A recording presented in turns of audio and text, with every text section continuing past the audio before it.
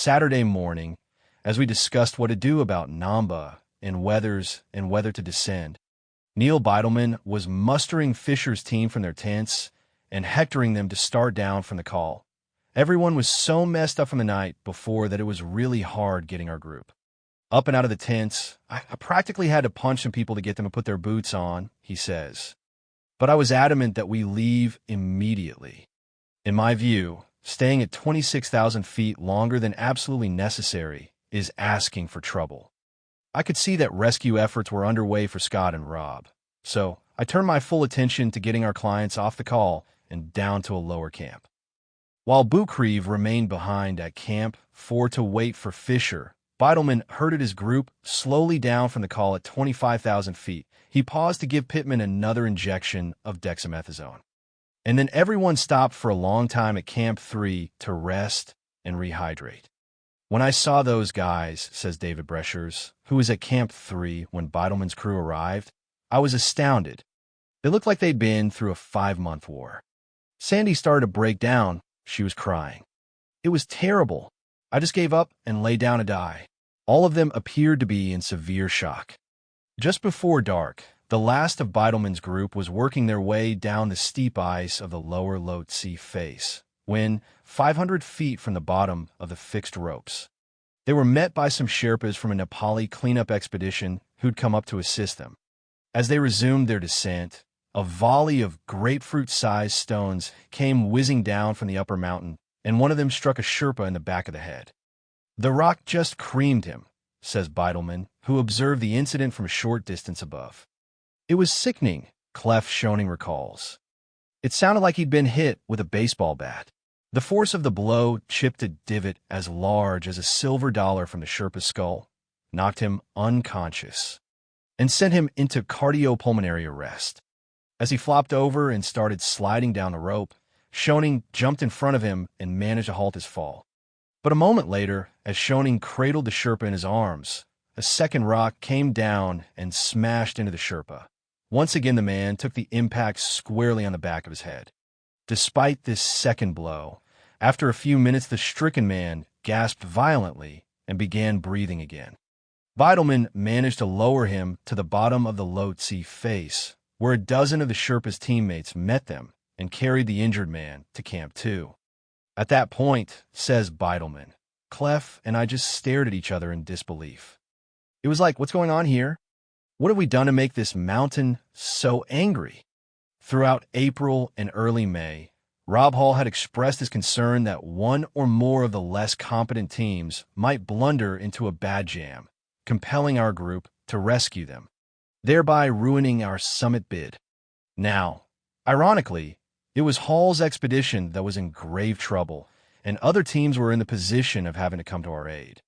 Without rancor, 3 such groups, Todd Burleson's Alpine Ascent International Expedition, David Breschers' IMAX Expedition, and Mal Duff's Commercial Expedition, immediately postponed their own summit plans in order to assist the stricken climbers. The day before, Friday, May 10th, while we in Hall's and Fisher's teams were climbing from Camp 4 toward the top, the Alpine Ascent International Expedition, headed by Burleson and Pete Athens, was arriving at Camp 3. On Saturday morning, as soon as they learned of the disaster that was unfolding above, Burleson and Athens left their clients at 24,000 feet in care of their third guide, Jim Williams, and rushed up to the South Col to help.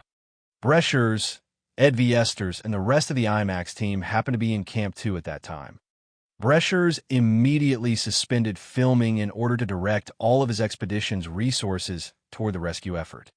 First, he relayed a message to me that some spare batteries were stashed in one of the IMAX tents on the call.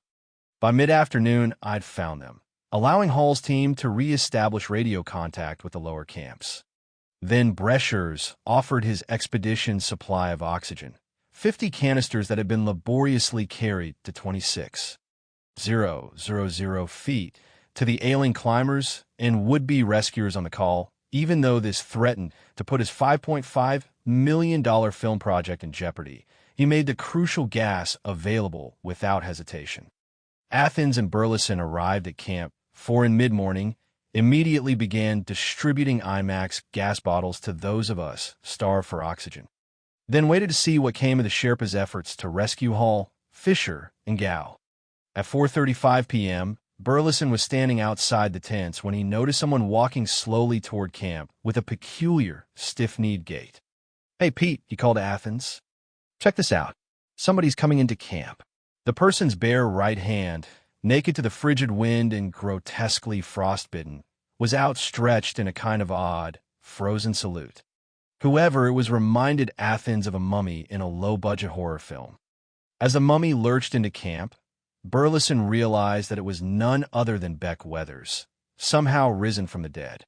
The previous night, huddling with Groom, Beidelman, Namba, and the other members of that group, Weathers had felt himself growing colder and colder. "I lost my right glove. My face was freezing. My hands were freezing. I felt myself growing really numb, and then it got really hard to stay focused, and finally, I just sort of slid off into oblivion." Through the rest of the night and most of the following day, Beck lay out on the ice, exposed to the merciless wind, cataleptic and barely alive. He has no recollection of Bucrieve coming for Pittman, Fox, and Madsen. Nor does he remember Hutchison finding him in the morning and chipping the ice from his face. He remained comatose for more than 12 hours.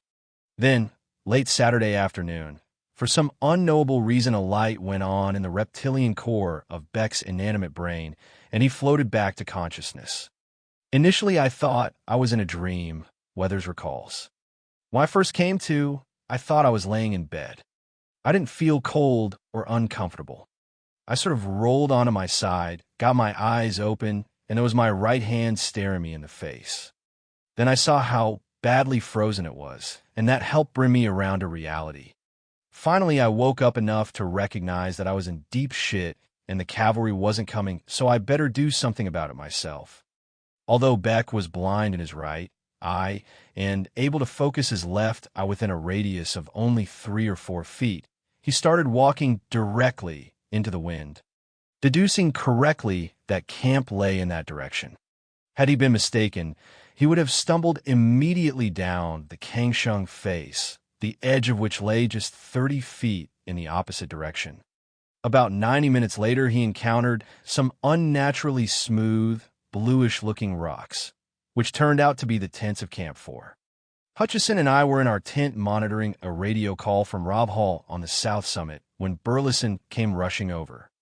"Doctor, we need you bad," he yelled to Stewart from just outside the door. "Grab your stuff. Beck just walked in, and he's in bad shape." Struck dumb by Beck's miraculous resurrection, an exhausted Hutchison crawled outside to answer the call.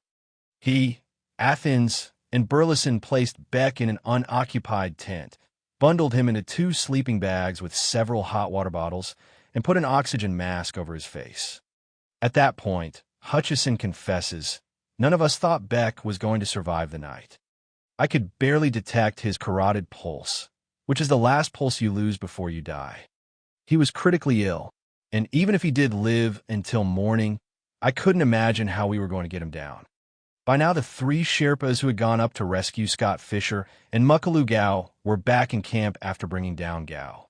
They'd left Fisher on a ledge at 27,200 feet after concluding that he was beyond saving. Having just seen Beck walk into camp after being given up for dead, however, Anatoly Bucrieve was unwilling to write Fisher off. At 5 p.m., as the storm intensified, the Russian headed up alone to attempt to save him. "I find Scott at 7 o'clock. Maybe it's 7:30 or 8, says Bucrieve. By then it is dark. Storm is very strong. His oxygen mask is around face, but bottle is empty. He is not wearing mittens, hands completely bare. Down suit is unzipped, pulled off his shoulder, one arm is outside clothing. There's nothing I can do. Scott is dead." With a heavy heart, Bucrieve lashed Fisher's backpack across his face as a shroud and left him on the ledge where he lay. Then he collected Scott's camera, ice axe, and favorite pocket knife, which Beidelman would later give to Scott's 9-year-old son in Seattle, and descended into the Tempest. The gale that struck on Saturday evening was even more powerful than the one that had lashed the call the night before. By the time Boo Creve made it back down to camp, the visibility was down to a few yards, and he almost failed to find the tents.